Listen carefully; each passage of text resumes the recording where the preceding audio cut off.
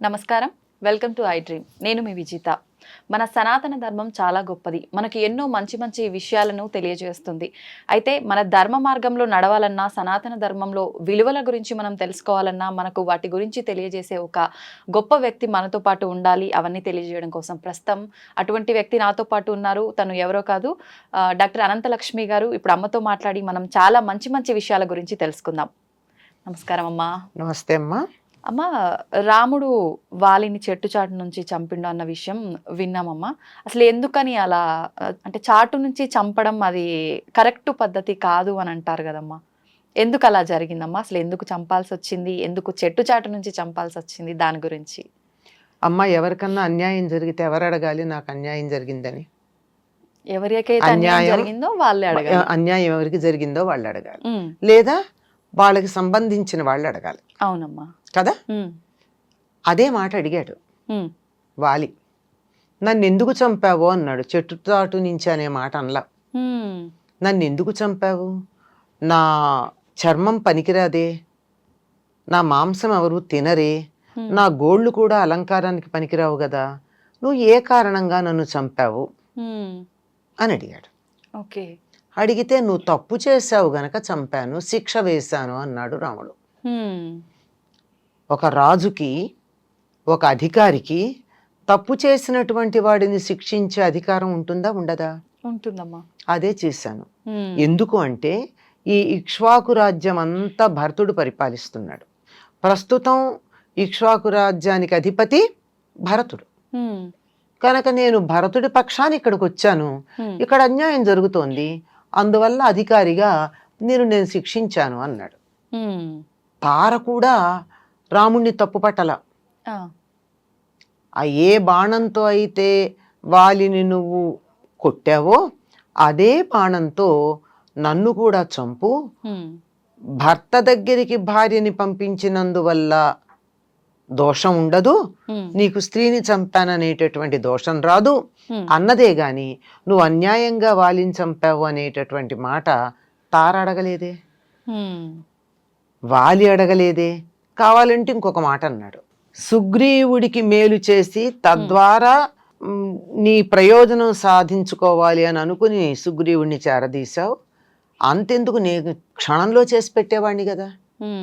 నా మాట అంటే రావణుడికి భయం కనుక నేను పలకరించాను అంటే, సీతని పంపించు అన్నానంటే వెంటనే పంపించేస్తాడు. సుగ్రీవుడితో ఎందుకు పెట్టుకున్నావని కూడా అడిగాడు. అంటే రాముడు అన్నాడు, నాకు లక్ష్య సాధనతో పాటు మార్గం కూడా ముఖ్యం. అంటే నేను అనుకున్నది సాధించటం సరే, అవును, నేను అనుకున్నది సాధించటానికి నేను ధర్మ మార్గంలో వెళ్ళాలి.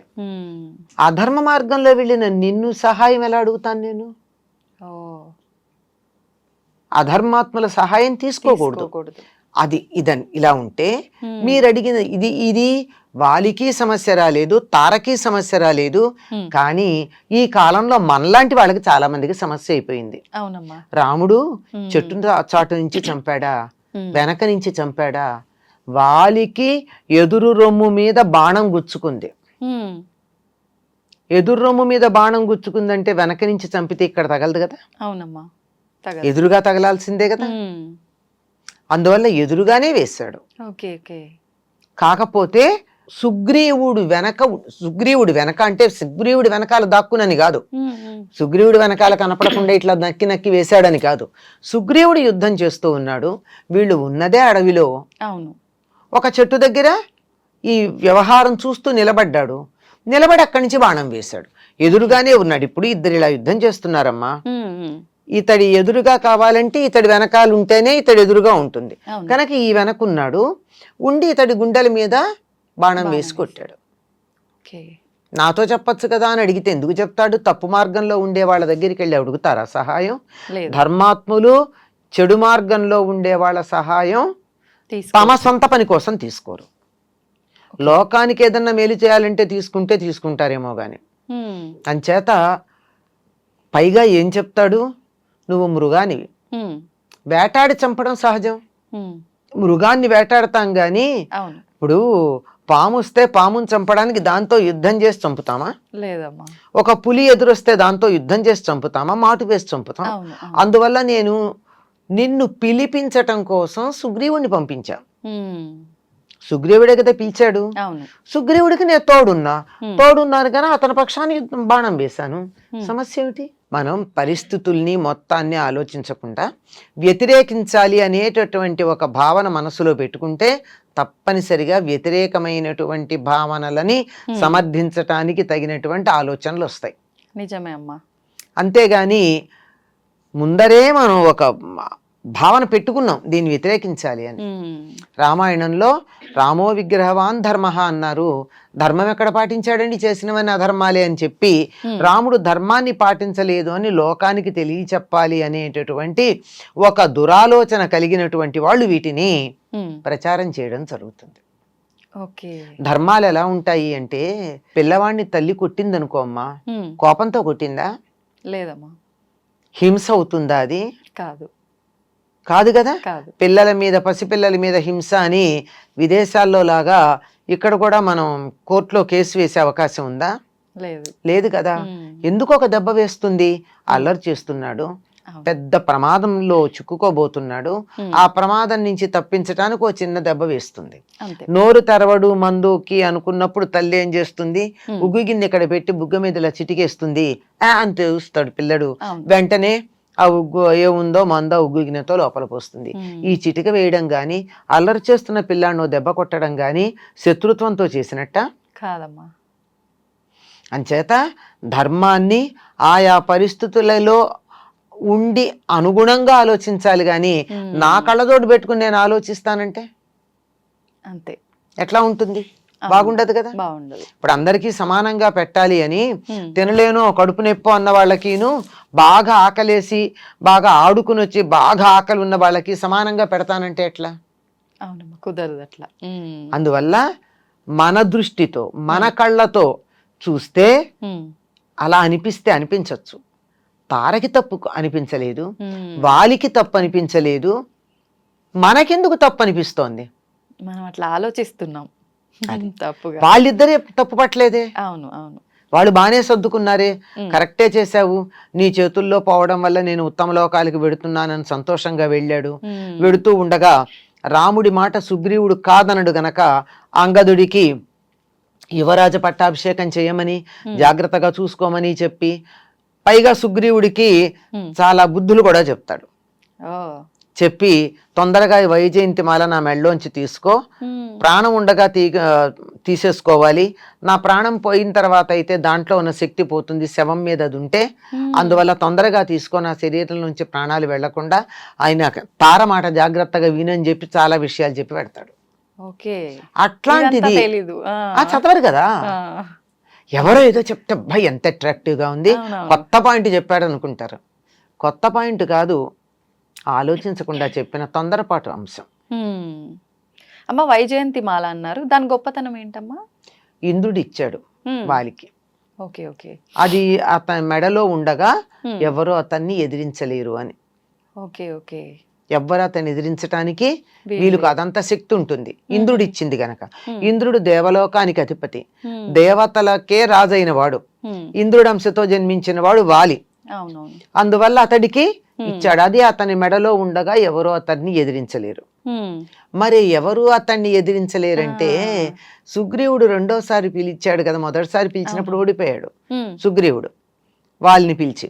రెండోసారి మరి ఎలా గెలిచాడు అంటే, దానికోసం ఏం చేశాడు రాముడు? ఈసారి యుద్ధానికి వెళ్ళబోయే ముందు లక్ష్మణుణ్ణి పిలిచి ఒక గజపుష్పమాల వేయించాడు. ఎవరికమ్మా? సుగ్రీవుడి మెడలో. అంటే గజ పుష్పాలని ఒక పెద్ద పెద్ద పూలు ఉంటాయి అడవుల్లో, ఆ పుష్పాలతో దండ కట్టించి, ఈ దండ సుగ్రీవుడి మెడలో వేయప్పుడు మేము గుర్తుపడతామన్నాడు.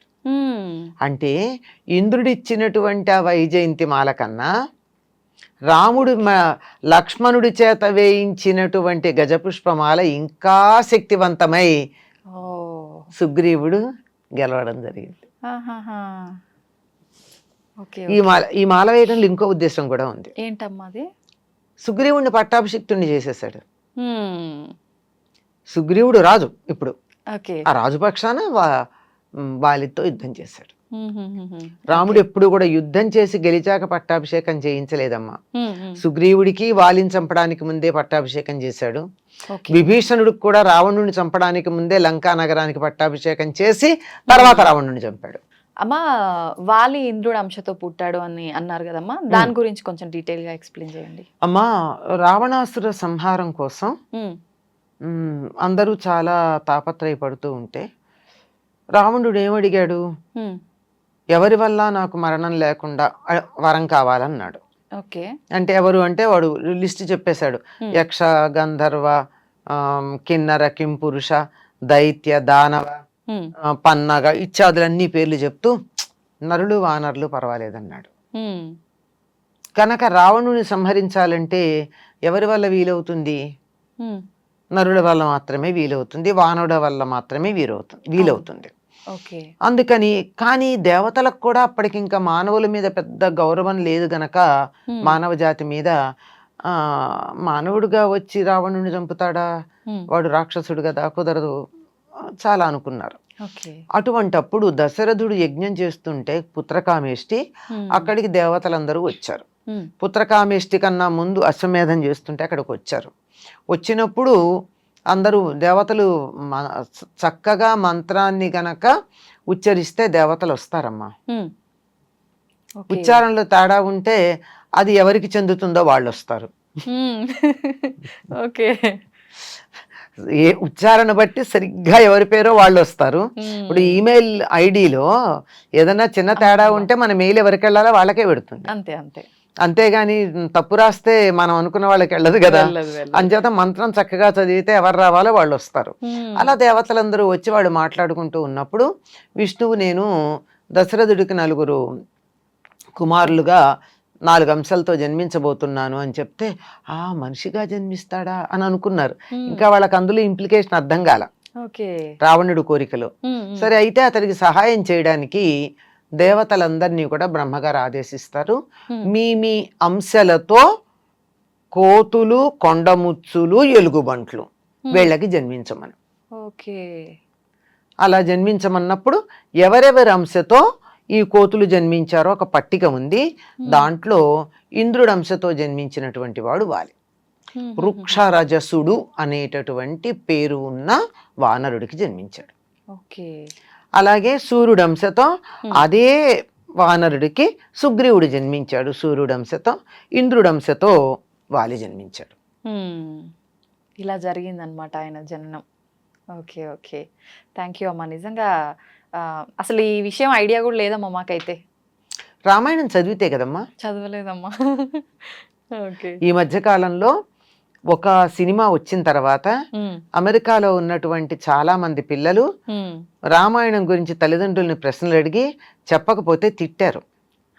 మాకు చిన్నప్పటి నుంచి చెప్పలేదు, మీకు తెలుసుకోలేదు, మాకు చెప్పలేదు అని చెప్పి మమ్మల్ని మా పిల్లలు తిడుతున్నారు అని నాకు చెప్పిన వాళ్ళు బోడు మంది ఉన్నారు. నియమాలు ఏమైనా ఆ సినిమాకి థ్యాంక్స్. అంతే అమ్మా, థ్యాంక్స్. అమ్మ, నియమాలు ఏమన్నా పాటించాలా రామాయణం చదవాలంటే? మామూలుగా చదవడానికి ఏం అక్కర్లేదమ్మా. మామూలుగా అయితే ఒక్క శుచిగా ఉతికిన బట్టలతో కూర్చుంటే చాలు, అంతకన్నా ఇంకేం అక్కర్లేదు. తర్వాత ఏదన్నా ఒక ప్రయోజనం ఆశించి గనక రామాయణం చదవాలంటే దానికి నియమాలు ఉంటాయి. నిజంగా ఇవన్నీ తెలుసుకుంటుంటే ఇంకా ఇంకా తెలుసుకోవాలన్న ఆసక్తి పెరిగిపోతుందమ్మా. తెలుసుకోవాలన్న ఆసక్తి నిజంగా కలిగించేటట్టుగానే ఉంటాయి ఇవన్నీ. కానీ అసలు వాటి వంక చూస్తే కదమ్మా. ఇప్పుడు కొత్త పదార్థం ఉంది తినడానికి, పిల్లలు తినము అంటారు, చిన్న పిల్లలు. కొంచెం నాలుక మీద వేసుకోనన్నా, బాగుంటే తిను లేకపోతే వద్దు అని అన్నాక చిటికెడు నాలుక మీద వేసాక వాళ్ళు బాగుంది అంటారు. ఈ మొదటి చిటికెడు నాలుక మీద వెయ్యడమే మనకి జరగట్ల. అవునమ్మా, నిజం. రామాయణం గురించినటువంటి విశేషాలు పిల్లలకి తెలుసుకోవాలి అంటే తెలియ చెప్పడానికి కావలసినట్టుగా మొదటే రామకథ చదవడం అన్నది వాళ్ళకి అలవాటు చేయలేకపోయాం మనం. దాంట్లో ఉన్న కుతూహలం కలిగించే విషయాలు ఒక్కటంటూ మొదలుపెట్టిన తర్వాత చాలా బాగుంటాయి. నిజమే అమ్మా. ఇంతకు ముందు కాలంలో అంటే అమ్మమ్మలు, నానమ్మలు, పెద్దవాళ్ళంతా కలిసి ఉన్నప్పుడు వాళ్ళు చదవటము, వాళ్ళు చెప్పడం వల్ల ఆసక్తి కలిగి ఉండేదేమమ్మా. ఇప్పుడు అవి పడుకునేటప్పుడు ఆ రోజుల్లో ఇడియట్ బాక్స్ లేదమ్మా, జోరీగలు కూడా లేవు. అంటే సెల్ ఫోన్ ఫోన్లు అవి లేవు. అదే అంచేత పెందరాడే భోజనం చేసి పిల్లలు ఏం చేయాలో తోచక పడుకుని ఉంటే ఇంట్లో పెద్దవాళ్ళు కథలు చెప్పేవాళ్ళు. అవునమ్మా. ఆ కథలు చెప్పడం వల్ల 2 ప్రయోజనాలు ఏమిటంటే విషయం తెలియడం ఒకటి, వాళ్ళ వాయిస్కి గొంతుకు అలవాటు పడిపోయి హాయిగా నిద్రపోయేవాళ్ళు. ఆ కథలు చెప్పిన దాంట్లో వీళ్ళ కుతూహలం కలిగేది, తర్వాత అడుగుతూ ఉండేవాళ్ళు.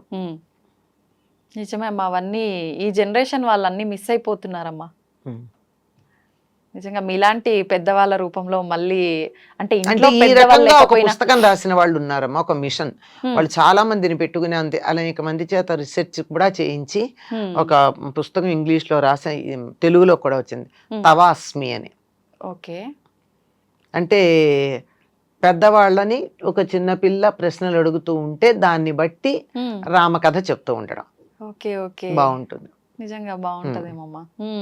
ఇప్పుడు అంటే ఆ పుస్తకం మనం తీసుకుంటే గనక ఆ అనుభూతిని పొందొచ్చేమో మళ్ళీ. ఇప్పుడంటే పెద్దవాళ్ళు ఉండి పిల్లలకి చెప్తున్నటువంటి అనుభూతిగా ఏ కాండకు ఆ కాండ చక్కగా కథ చెప్పడం, వీళ్ళు ప్రశ్నలు అడగడం, చివర దీంట్లో వీళ్ళు నేర్చుకున్నది ఏమిటి, ఇందులో ఉన్న పాత్రలు ఎవరు, ఇలాంటివన్నీ చాలా చక్కగా ఉంటుంది. ఇట్లాంటి పుస్తకాలు అమ్మమ్మలు నాయనమ్మలు తాతయ్యలు లేని లోటు తీరుస్తాయి. నిజమే అమ్మా. థ్యాంక్ యూ అమ్మా, చాలా మంచి విషయాలు తెలియజేశారు మా అందరికీ. రాముడు వాలిని చంపిన విషయం వెనకాల మీరు అన్నట్టు అనుకున్నది ఒకటి, నిజంగా అక్కడ జరిగింది ఒకటి. ఈ వీడియో ద్వారా మా అందరికీ ఒక క్లారిటీ అనేది వచ్చిందమ్మా. ధన్యవాదాలమ్మా. సంతోషం తల్లి.